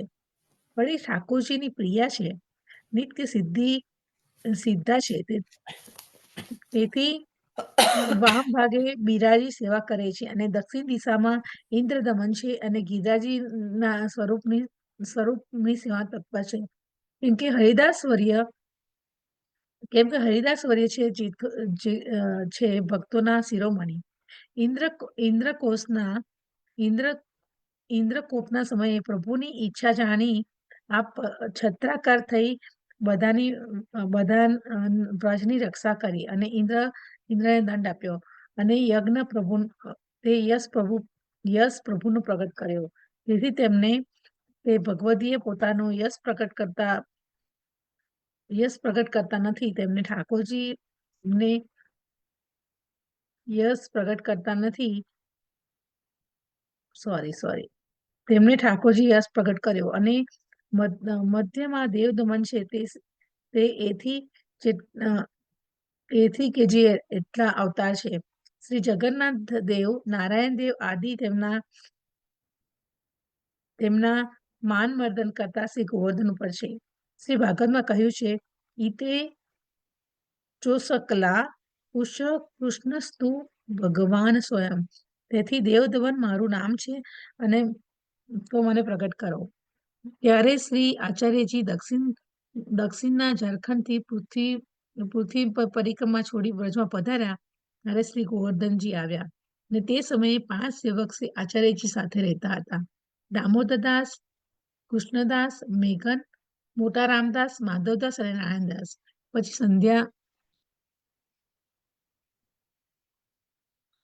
સંધ્યા અને દંડવત કરીને કહ્યું, સ્વામી કઈ ખાસો. ત્યારે કૃષ્ણદાસ મેઘને કહ્યું કે આપ શ્રી આચાર્યજી કોઈના ઘરનું લેતા નથી. આપ સેવક કરો છો. સેવક થઈ જે દેવું હોય તે લો. આ પ્રકારે વાત કરતા એટલામાં પર્વત ઉપરથી શ્રી ગોવર્ધન બોલ્યા, સદુપાંડેની બેટી છે નરો, મારું નેઘનું દૂધ લઈ આવ. ત્યારે નરોએ કહ્યું, અહો વારી જાઉં, લાવું છું. મારે પરોણા આવ્યા છે, તેમનું સમાધાન કરી લઉં, પછી દૂધ લઉં. ત્યારે શ્રી ગોવર્ધન કહે, પરોણા આવ્યા તે ભલે આવ્યા, પરંતુ મને વાર લાગે છે. અને નરો દૂધનો કટોરો લઈ પર્વત ઉપર શ્રી ગોવર્ધનને ધર્યું. કઈ બચ્યું હતું તે લઈ નરો નીચે આવી. ત્યારે આચાર્યજી કહે છે, તું ક્યાં ગઈ હતી? ત્યારે નરોએ કહ્યું, પર્વતના દેવતા દેવદમનને દૂધ પાઈ આવી. ત્યારે આચાર્યજી કહે કે કટોરામાં દૂધ બચ્યું હોય તો એ મને આપી દે. નરોએ દીધું. આચાર્યજીએ પાન કર્યું. પછી સદુપાંડે નરોની ભવાનીના મનમાં એ આવ્યું કે હવે કોઈના ઘરનું લેતા નથી. દેવદમનનું આરોગ્યલું લીધું અને તેથી દેવદમનની મહાન પ્રતિ થઈ ગઈ. તેથી સતુપાંડેએ પૂછ્યું, મહારાજ, અહીં આપ વધાર્યા છે તે વ્રજમાં તીર્થો કરવા કે કઈ બીજો કોઈ મનોરથ છે? ત્યારે આચાર્યજી કહે છે, હમણે દક્ષિણમાં ઝારખંડમાં દેવદમને કહ્યું હતું તે મને પ્રગટ કરો. શ્રી ગોવર્ધન પર્વત પર છું તેને માટે અહીં પધાર્યા છીએ. આ દેવદમન તમારા ઉપર મહાન કૃપા કરે છે. ત્યારે સદુપાંડે નરો ભવાનીએ વિનંતી કરી, મહારાજ, તમે જીત્યા અને અમે હાર્યા, અમે સેવક કરો. મહાભાવ પ્રકાશ. આનો અર્થ એ થયો કે અમારા વ્રજમાં ગોવર્ધનમાં આવે તે દહીં, દૂધ, રોટી, સીધું સામગ્રી જે માગે તે અમે એને આપીએ. અને આપ તો સેવક વિના કોઈનું લેતા નથી. તેથી અમે હાર્યા, આપ સેવક છો. આપ સેવક કરો. અને વ્રજવાસીની જગતના જગતના પૂજ્ય અમારા પૂજ્ય. ત્યારે શ્રી આચાર્યજી કહે, કાલ સવારે તમને નામ સંભળાવીશું. પછી સવાર થયું ત્યારે સતપાંડુએ નરોને ભવાની સતપાનને નરો અને ભવાની ત્રણેયને નવડાવી બેસાડી અને નામ સંભળાવી અને નિવેદન કરાવ્યું. પછી આચાર્યજીએ કહ્યું કે તમે દેવ દમનની સેવા કરો. ત્યારે સતપાંડીએ કહ્યું, મહારાજ, અમે વ્રજવાસી ગમાર છીએ, આચાર વિચાર જાણતા નથી. ત્યારે ત્યારે નિષ્પષ્ટ શુદ્ધ ભક્તો તો જેથી તમારી બને તેમ સેવા કરજો. પછી સતુપાંડીએ સીધું સામગ્રી, દૂધ, દહીં, ખાંડ બધું આપી ત્યારે આચાર્યજીએ રસોઈ કરી, ભોગ કરી, ભોજન કર્યું. અને સતુપાંડુના ચોતરા ઉપર બેસી વૈષ્ણવ સહિત આવીને આ બિરાજ્યા. ત્યાં સદુપાંડેના ભાઈ માનેકચંદ, જે સદુપાંડેથી અલગ રહેતા હતા, તે આવ્યા. ભાવપ્રકાશ. મધુમંકલ સખાનું પ્રાગટ્ય માનેકચંદનું છે. પછી સદુપાંડે રાત્રે બધા વ્રજવાસીઓ કહે કે મારે ઘરે મોટા મહાપુરુષ પધાર્યા છે, તે સવારે દેવદમનનું પ્રાગટ્ય કરશે, તે તમે બધા બધા દર્શન કરવા આવજો. ત્યારે મોટા મોટા વૃદ્ધ વ્રજવાસી પ્રમાણિક બધા આવ્યા. માનેકચંદ, સદુપાંડે આદિ પછી આચાર્યજી મહાપ્રભુજી કહે છે કે શ્રી ગોવર્ધન પર્વત ઉપર દેવદમન કયા પ્રકારે પ્રકટ થયા તે કહો. ત્યારે સદુપાંડેએ કહ્યું, મહારાજ, અમારે એક ગોવાળિયો હતો. એ ગોવાળિયો બધી ગાયોને ચરાવતો હતો. તેમાં એક બ્રાહ્મણની મોટી ગાય હતી. તે દૂધ બહુ જ દેતી હતી. પછી એક વખતે ગાયને બ્રાહ્મણ દેવતા દોહવા બેઠો ત્યારે કંઈક દૂધ ના આવ્યું. પછી સવારે દોહવા બેઠ્યો ત્યારે પણ દૂધ ના આવ્યું. એમને થયું કે આ બીજા ત્રીજા દિવસે ગોવાળીઓ પર બ્રાહ્મણ ખીજાયો કે મારી ગાય ઘણું દૂધ દેતી હતી અને મારી ગાય તું દોહી લે છે. આ પ્રકારે ગોવાળિયાને ઘણો ડરાવ્યો અને ગોવાળિયાએ કહ્યું, હું તો તારી ગાયને ધોતો નથી, આજ તારી ગાયની ખબર રાખીશ. તે પછી ગોવાળિયો બધી ગાયોને વનમાંથી આવ્યો અને ગાયને નજર રાખી. ત્યાં ગાય પર્વત ઉપર ચડી અને ગોવાળિયો પાછળથી સંતાઈને જોયું. તે ગાયે ગોવર્ધન ઉપર જઈ તે એક શિલામાં છેદ હતો ત્યાં આપમેળે જ બધું દૂધ સ્રવી દીધું. ગોવાળિયા આ જોઈને ફરી બેસી રહ્યો. પછી ઘડી 4 દિવસ પાછો ફર્યો ત્યારે ફરી ગાય ઉપર ચડી અને છેદમાં દૂધ સ્રવી દીધું. પછી ગોવાળિયો બધી ગાયોને ઘરે લઈ આવ્યો. બ્રાહ્મણને કહે, તારી ગાય ગોવર્ધન ઉપર એક છેદ છે, એમાં બધું દૂધ સ્રવે છે. મેં મને જૂઠી રીતે ચોરીનો આરોપ લગાડ્યો. તને વિશ્વાસ ન હોય તો ચાલ, સવારે મારી સાથે ચાલજે. ત્યારે બ્રાહ્મણે કહ્યું, હું સવારે ચાલીશ. સવારે દૂધ ધોવા બેઠો ત્યારે બધું દૂધ ઉપર ચડાવી લઈ રંચ ઉપર પણ ના આપ્યું. પછી બ્રાહ્મણે ગોવાળિયા સાથે ગયો અને પછી ગાય પર્વત ઉપર ચડી અને દૂધનું છેદ તેમાં દૂધ છેદમાં સ્રવી દીધું. પછી સાંજે પણ આ પ્રકારે ગાય દૂધ સ્રવી ઘરે આવી. ત્યારે તે બ્રાહ્મણે રાત્રિના બધા વ્રજવાસીઓ ભેગા કરી અને ગાયની વાત કરી. એક વૃદ્ધ વ્રજવાસીએ કહ્યું, કાં તો છેદના કોઈ નીચે કોઈ દ્રવ્ય અગર કોઈ શ્રી ઠાકોરજીનું સ્વરૂપ છે, એ બે વસ્તુ હોય તો ગાય દૂધ સ્રવે. પછી 10-5 વ્રજવાસીઓ મળી અને છેદની જગ્યાએ જોવાનો વિચાર કર્યો. પ્રાતઃકાળ થયો ત્યારે 10-15 વૃદ્ધવાસીઓ મળીને ગાયની પાછળ ગયા. જ્યારે ગાય છેદમાં દૂધ સ્રવીને પર્વતની નીચે ઉતરી આવી ત્યારે અમે જે શિલામાં છેદ હતો તે શિલાને ખોદી ઉઠાવી તો નીચે 7 વર્ષના બાલક નીકળ્યો. ત્યારે મેં પૂછ્યું, તું કોણ છે? ત્યારે એને કહ્યું, હું પર્વતનો દેવતા છું. દેવદમન મારું નામ છે. મને દૂધ દહીં બહુ પ્રિય છે. તારી બેટી નરો અને તેની સાથે સાંજ સવાર મને મોકલી આપજે. સવારે દૂધ, દહીં, માખણ અને હવે શિલા પાછી ઉપર ન મૂકશો. અને પછી બધા વ્રજવાસીઓ પોતપોતાના ઘરે આવ્યા. દેવદમનને આરોગી આવતા સાંજે દૂધ આરોગતા અને ભૂખ લાગે ત્યારે આપસ દેવદવને આવીને માગી લઈ જાય. આ પ્રકારે બધા રજવાસીઓને સુખ દેવ દમન દેવ રજવાસીઓએ સુખ દેવ દમનને બહુ આપ્યું. રજવાસીઓ જે માનતા કરે છે કે દેવ દમન તે દેવ દમન પૂરી કરે છે. આપણી જેવી ઈચ્છા હોય તેવા મનોરથ કરો. અમે તો જે પ્રકારે દેવ દમન પ્રગટ્યો તે પ્રકારને એ બધો પ્રકાર કર્યો. ત્યારે માણેકચંદ સદુપાને ભાઈને કહ્યું, દેવ દમન જ્યારે પ્રગટ્યા ત્યારે મને જણાવ્યું કે હું ગિરિરાજ ઉપર પ્રગટ્યો છું, તો મને માખણ નિત્ય આપજે. તેથી હું માખણ નિત્ય સવારે દેવ દમનને આરોગી આવું છું. ત્યારે આચાર્યજીએ કહે, કાલે સવારે પર્વત ઉપર ચાલીને દર્શન કરીશું. તો પેલી વાર્તા છે ને, ગિરી કંદ રામથી પ્રગટ થયા પ્રભુ આપ એના પર છે આખી. પેલી ગિરી છે ને, ગિરી કંદ રામથી આપણે પેલા દેવ દમન એટલે ગાય જ હતા, ગાય ને ખરે, રાઈટ? હે દેવ દેવ દમન દમન નું સ્વરૂપ, દેવ દમન નું સ્વરૂપ સ્વરૂપ પ્રગટ્યું. તે ગિરિરાજમાં પ્રગટ્યું તે.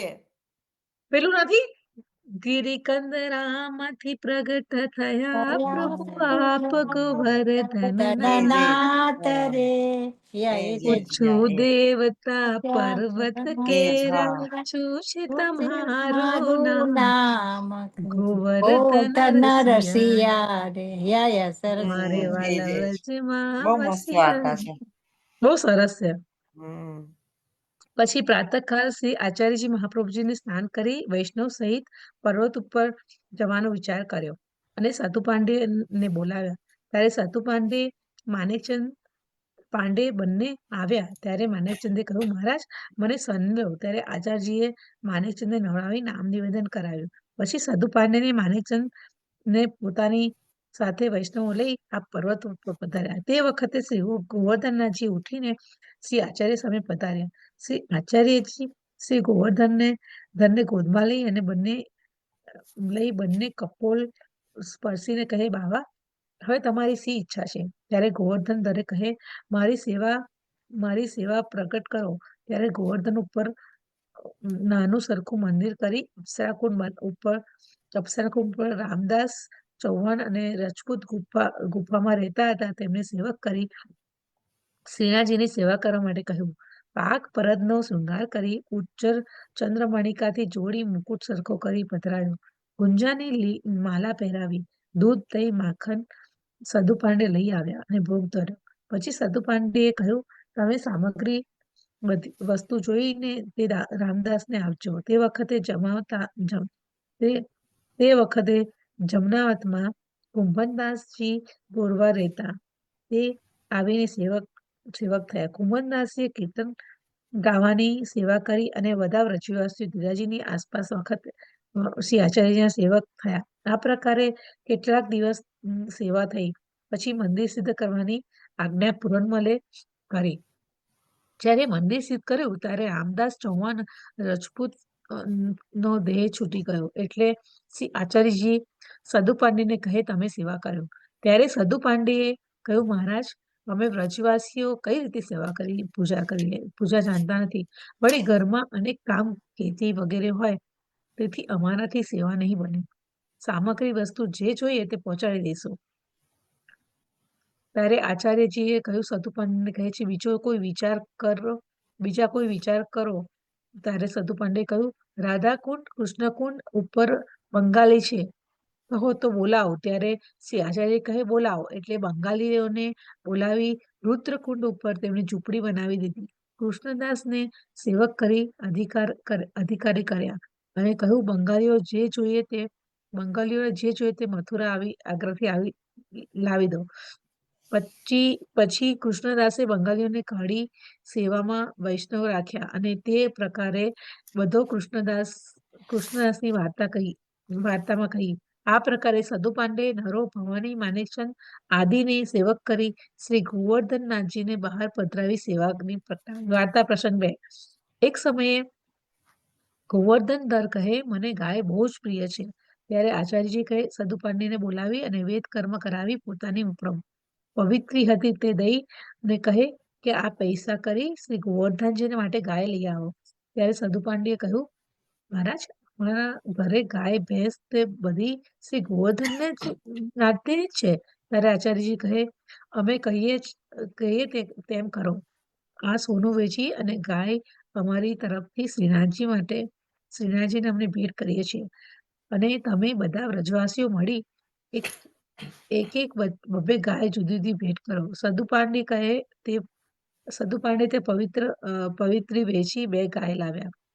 આચાર્યજી શ્રીનાથજીને ભેટ કરી અને સદુ પાંડે વ્રજવાસી આદિ કોઈને કોઈ ગાયને ભેટ કરી. કોઈએ 2 ગાય ભેટ કરી, કોઈએ 4 ગાય ભેટ કરી, એમ હજારો ગાય ભેટ થઈ.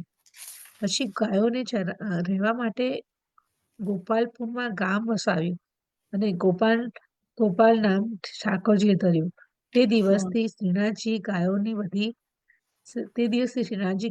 ઘણી વધી અને ગાય ઠાકોરજીને બહુ પ્રિય છે.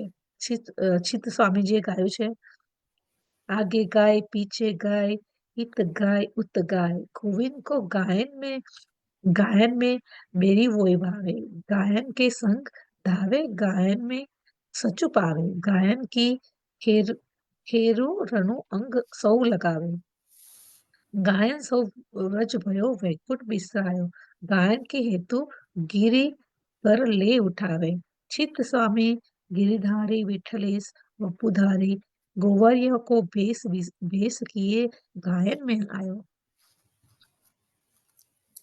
આ પ્રકારે સતુ પાંડે આદિ વ્રજવાસીઓ બધા શ્રી ગોવર્ધનજીનું સુખ કર્યું. પ્રાસા પ્રસંગ 3. વળી એક દિવસે સદુ પાંડેના ઘરે ગોવર્ધનજી સોનાની કટોરી લઈ અને મંદિરથી પધાર્યા અને નરોને કહે છે, આમાં મને દૂધ આપી દે. ત્યારે નરોએ કહ્યું, આ કટોરી તો નાની છે, આમાં શું દૂધ અપાશે? ત્યારે શ્રીનાથજી કહે, તું આમાં આપતી જા, હું પાન કરું છું. ત્યારે નરો દૂધની કટોરી આપતી જાય અને ગોવર્ધનજી પાન કરતા જાય. જ્યારે આ પ્રકારે દૂધ પીને કટોરી નરો ત્યાં મૂકી ને રાત્રે પાછા આવી મંદિરમાં પોડ્યા. પછી સવારે થયે નરોએ ઘરની ટહેલ કરી દૂધ ગરમ કરી અને દહીં વલોવી અને દૂધ દહીં માખણ નિત્ય નેગને લઈને સોનાની કટોરી પર મંદિરમાં આવી. નરોએ કહ્યું કે રાત્રિએ દેવદમન સોનાની કટોરી લઈ આવ્યો હતો, તે દૂધ પીને કટોરી મારા ઘરે રાખી આવ્યા. આખર બાલક તો ખરો છે, આ સોનાની કટોરી લો. ત્યારે બધા ભીતરિયા સેવક ચકિત થઈ ગયા અને નરોને હવે પૂછ્યું. આ પ્રકારે સદુ પાંડુના ઘરે એકવાર નિત્ય પધારતા. વાર્તા પ્રસંગ 4. વળી સદુ પાંડેને પડોશમાં સદુ પાંડેનો નાનો ભાઈ માનેકચંદ વ્રજવાસી રહેતો હતો. એના ઘરે ગાય ભેંસ ઘણી. તે માનેકચંદની માં વૃદ્ધ ઘણી હતી. તે ડોસી માનેકચંદના ઘરે રહે છે. જ્યારે સવારે દહીંનું વલોવણું થયું કે ત્યારે માખણ રોટી દહીં તે ડોસીની આગળ બધા ઘરના લોકો ધરી દેતા. ગામના બધા બાળકોને કલેવું માટવાનો તો ડોકરીનો નિયમ હતો. તેથી બધા બાળકો અન્યોમાં ભેગા થઈ દ્વાર પર બેસી ત્યારે ડોકરી બોલે તે પ્રમાણે છોકરા બધા કરતા. પોતપોતાનું કલેવું લઈ આવે ત્યારે બધા બાળકો પાસે આવે અને શ્રી ગોવર્ધન દર પણ વર્ષે 7 વર્ષના બાળક થઈને આવે છે. પછી એ ડોસીને એક એક બાળકનો હાથ પકડીને નામ પૂછીને હાથમાં રોટી માખણ દહીં આપે. આ પ્રકારે બધાને આપે. પછી જ્યારે શ્રીનાથજીનો હાથ પકડે અને પૂછું તારું નામ શું છે? ત્યારે શ્રીનાથજી કહે, મારું નામ દેવદમન. ત્યારે ડોકરી કહે, પર્વતનો દેવતા દેવદમન? ત્યારે શ્રીનાથજી કહે, હા. ત્યારે રોટી ઉપર દહીં માખણ ધરી હાથમાં દે અને કહે, હું હારી જાઉં. નિત્ય કલેવું આ સમયે લઈ અને જજે. ત્યારે શ્રીનાથજી પધારે. આ પ્રકારે સદુ પાંડે આદિવાસી વ્રજવાસીઓ ઉપર શ્રી ગોવર્ધન ઉપર કૃપા કરતા. બાલકની માફક માગીને લેતા. તે સદુ પાંડે શ્રી માનેકચંદ, નરો, ભવાની અને સદુ પાંડે પાંડેની માતા ડોસી અને શ્રી આચાર્યજીના મહાન કૃપાપાત્ર ભગવદીય હતા. એમની વાર્તા ક્યાં સુધી કહીએ?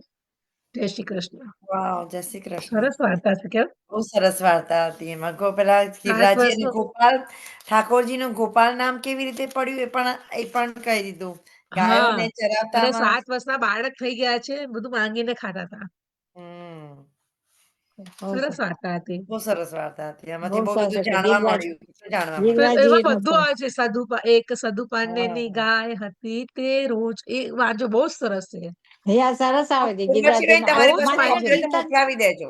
હું નેક્સ્ટ કીર્તન છે તમારી મારી પાસે પાસે કોપી છે. હોય ને એ તો ગિરિ મોકલાવી દેજો. કંદરામાંથી પછી ગ્રુપમાં પ્રગટ મૂકી દઈશ. હા, થયા પ્રભુ આપ છે મારી ગોબર પાસે છે. હા, છે નાથ ભજન રે છે. પૂછો મોકલી આપજો ને. દેવતા. બહુ ફાઇન છે ગીત. એટલી Yeah. ઈઝી સિમ્પલ લેંગ્વેજમાં છે, બધાને યા આવડે. યા બહુ મસ્ત. Simple language.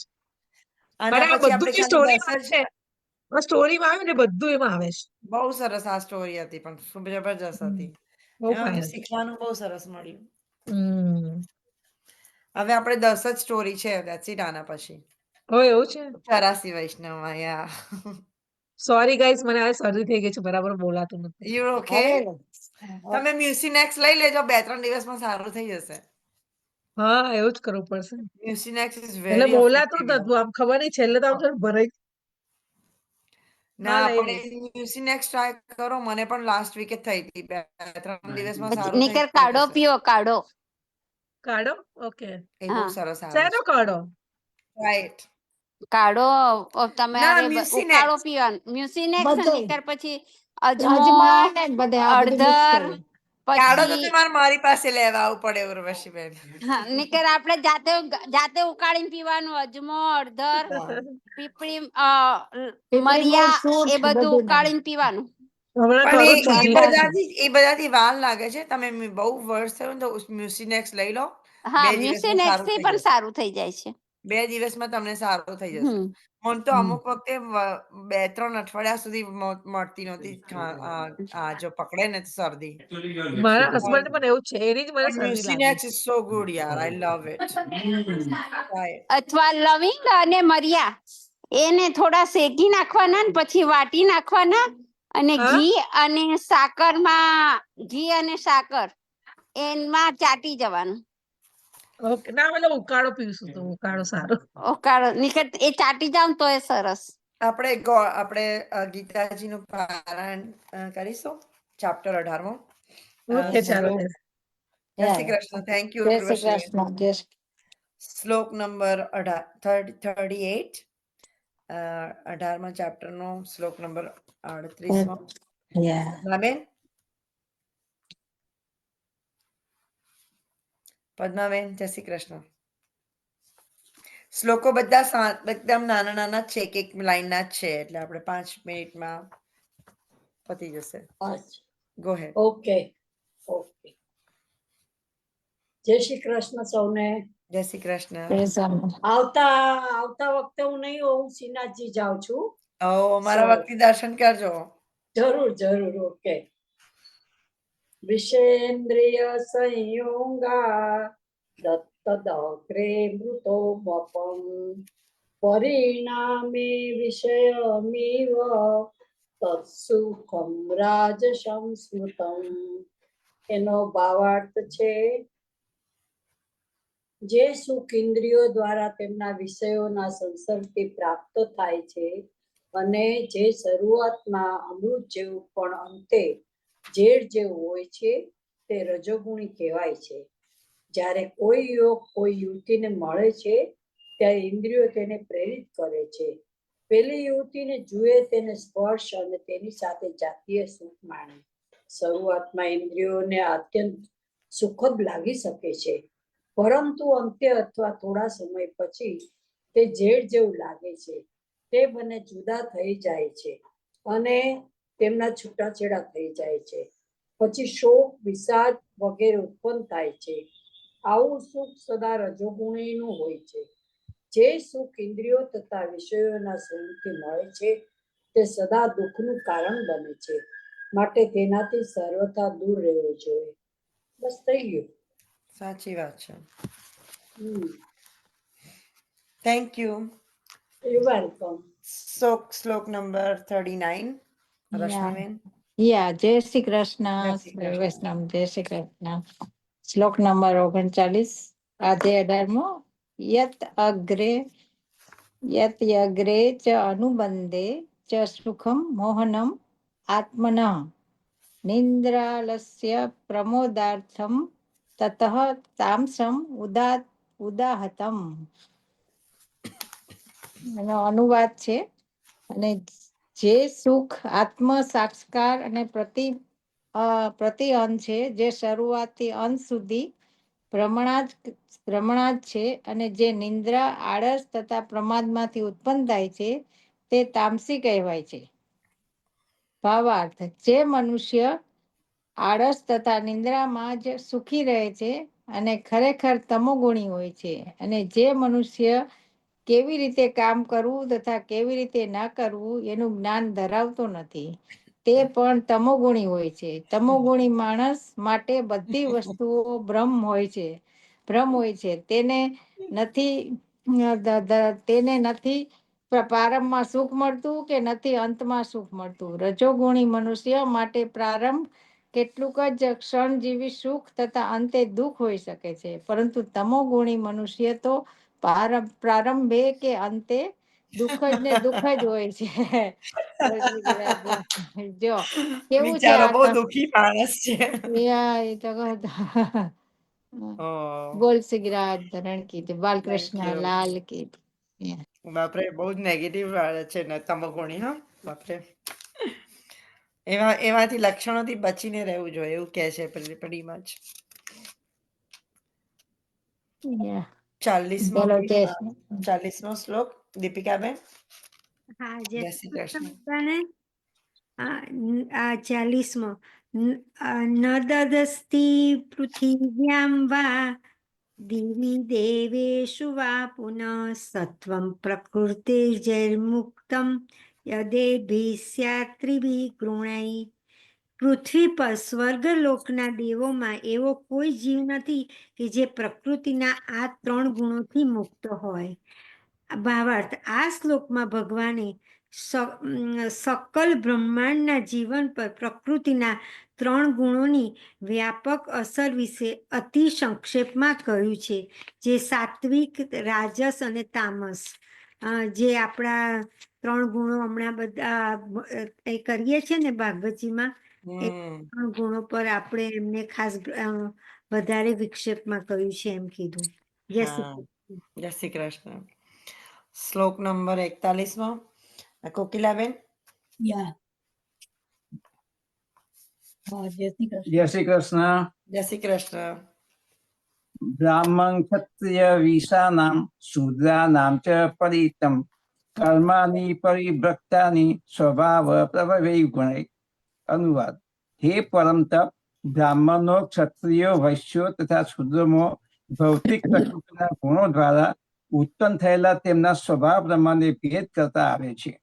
ભાવાર્થ: હે પરમ તપ, બ્રાહ્મણ, ક્ષત્રિયો, વૈશ્ય તથા શૂદ્રોના કર્મો સ્વભાવમાંથી ઉપજેલા ગુણો દ્વારા વિભક્ત કરવામાં આવ્યા છે.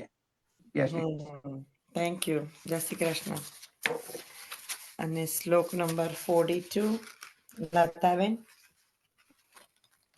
લતા મોદી. જય શ્રી કૃષ્ણ.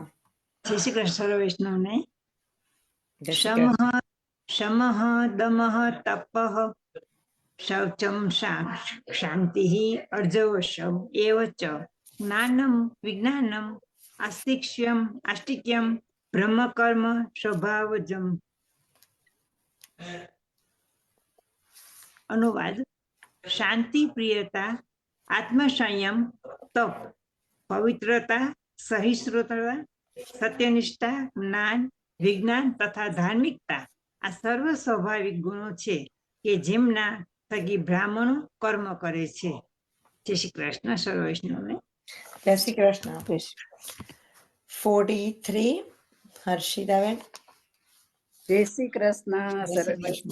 જય શ્રી કૃષ્ણ. જય શ્રી કૃષ્ણ. બધા એક લાઈન ના જ શ્લોક છે. અધ્યાય એક તો છે, અધ્યાય 18મો, શ્લોક 43મો. તેજો તૂર્તિ દાક્ષમ યુતે ચાપ્ય પલાયનમ દાનીમીશ્વરમ ભાવસ્ય સાત્રમ કર્મ સ્વભાવજમ. એનો અનુવાદ આમાં તારે મને છે ભાવાર્થ નથી, ખાલી અનુવાદ ની એક જ લીટી છે. એક જ લાઈન છે. હા, એક જ લાઈન છે. વીરતા, શક્તિ, સંકલ્પ, દક્ષતા, યુદ્ધમાં ધૈર્ય, ઉદારતા તથા નેતૃત્વ આ ક્ષત્રિયોના સ્વાભાવિક ગુણો છે. જય શ્રી કૃષ્ણ. નાના નાના છે ને બહુ જ એના. એક એક જ લાઈન ના શ્લોક છે. એકચ્યુઅલી અમુકમાં તો ભાવાર્થ પણ નથી, ખાલી અનુવાદ જ છે. આનો અનુવાદ જ છે આ શ્લોકનો. એવું જ છે. જય શ્રી જય શ્રી કૃષ્ણ. કૃષ્ણ. શ્લોક નંબર 44 લલિતાબેન. જય શ્રી કૃષ્ણ બધા વૈષ્ણવને. જય શ્રી કૃષ્ણ. અધ્યાય 18મો અને શ્લોક 44નો. વૈશ્ય અને શૂદ્રના સ્વાભાવિક કર્મોનું વર્ણન. કૃષિ ગૌર્યક્ષ વાણિજ્યમ વૈશ્ય કર્મ સ્વભાવજમ પરિચર્યાત્મકમ કર્મ શુદ્રસ્યાપી સ્વભાવજમ. એનો અનુવાદ છે ખેતી, ગૌરક્ષા અને વેપાર એ વૈશ્યોના સ્વાભાવિક કર્મ છે, અને શ્રમ તથા બીજાઓની સેવા કરવી એ શૂદ્રોના કર્મ છે.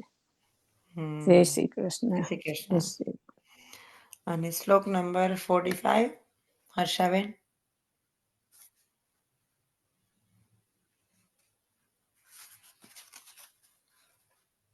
હર્ષાબેન જય શ્રી કૃષ્ણ. હર્ષા શેઠ.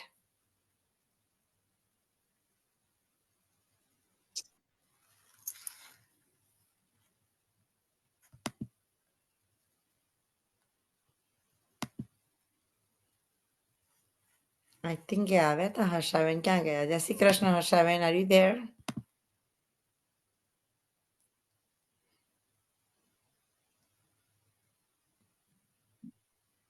બીજા કોઈ શ્લોક લઈ લો. એ 25મો, આઈ મીન 45મો શ્લોક. આઈ થિંક લઈ લો. તમે લઈ લો રશ્મિબેન. 45મો શ્લોક. સ્વે સ્વે કર્મણ્ય વિરતઃ સસિદ્ધિ લભતે નરઃ સર્વ કર્મ નિરંતઃ સિદ્ધિ તથા યથા વદિતિ તુચ્છણું. પોતપોતાના સ્વાભાવિક કર્મોમાં તત્પરપૂર્વક જોડાયેલા માણસ ભગવત પ્રાપ્તિરૂપી પરમ સિદ્ધિને પામી અને જાય છે. પોતાના સ્વાભાવિક કર્મમાં માણસ જે રીતે કર્મ કરીને પરમ સિદ્ધિ પામે છે એ ઉપાયને તું આ સાંભળ. બોલ શ્રી ગિરાજ ધણ કે જય. બાલકૃષ્ણ કે જય. જય શ્રી કૃષ્ણ. જય શ્રી કૃષ્ણ. જય શ્રી કૃષ્ણ. આપણે ભજન કોઈને ગાવું છે? રશ્મિબેન તમે છો ને ગાવા માટે? તો હું લઉં છું આજે એક. હા, લ્યો વાંધો નહીં. હર્ષિદાબેન ગાઓ. યા શ્યોર. ચાલો. જય શ્રી કૃષ્ણ. પલવાર તો પ્રભુજી દર્શન દેવાવો, પલવાર તો પ્રભુજી દર્શન દેવાવો, ઝૂરી રહી છું જગમાં નાથ ક્યાં સંતાણા, ઝૂરી રહી છું જગમાં નાથ ક્યાં સંતાણા. શ્રી અમનાજીને આરે કદમ કેરી ડાળે, શ્રી અમનાજીને આરે કદમ કેરી ડાળે, તમે બંસી ના બજાવનાર શ્રી કૃષ્ણ બનીને આવો. પલવાર તો પ્રભુજી દર્શન દેવાવો, ચોરી રહી છું જગમાં નાથ ક્યાં સંતાણા. તમે બાળ લીલા કરતા માખણ ચોરી ખાતા, તમે ગાયો ના ચરાવનાર ગોવાળ બનીને આવો. પલવાર તો પ્રભુજી દર્શન દેવાવો, તમે દેવકીજી ના જાયા માતા જશોદાને ધાવ્યા, તમે વાસુદેવના પુત્ર કનૈયા બનીને આવો. તમે વાસુદેવના પુત્ર કનૈયા બનીને આવો. પલવાર તો પ્રભુજી દર્શન દેવાવો. ગીત. ગીતાનું જ્ઞાન કેવું અર્જુનને આપ્યું એવું, ગીતાનું જ્ઞાન કેવું અર્જુનને આપ્યું એવું, તમે બોધના દેનારા ગુરુદેવ બનીને આવો. પલવાર તો પ્રભુજી દર્શન દેવા આવો, ચૂરી રહી છું જગમાં નાથ ક્યાં સંતાણા, ચૂરી રહી છું જગમાં નાથ ક્યાં સંતાન. બોલો કૃષ્ણ કનૈયા લાલ કી જય, શ્યામ સુંદર છે અમને મહારાણી કી જય. બધા વૈષ્ણવોને જય શ્રી કૃષ્ણ. જય આજે શ્રી આપણે કૃષ્ણ. આપણી વાણી વિચાર અને વર્તનમાં કોઈ ભૂલ થઈ હોય તો પ્રભુ અમને ક્ષમા કરજો. જય શ્રી કૃષ્ણ બધાને, જય શ્રી કૃષ્ણ. તમારું પદ ગાઈ લે. આશીર્વાદ કોણ ગાશે? હે અચ્યુતમ કેશવમ આશીર્વાદ. રામનારાયણ ગાઈ લેવાનું.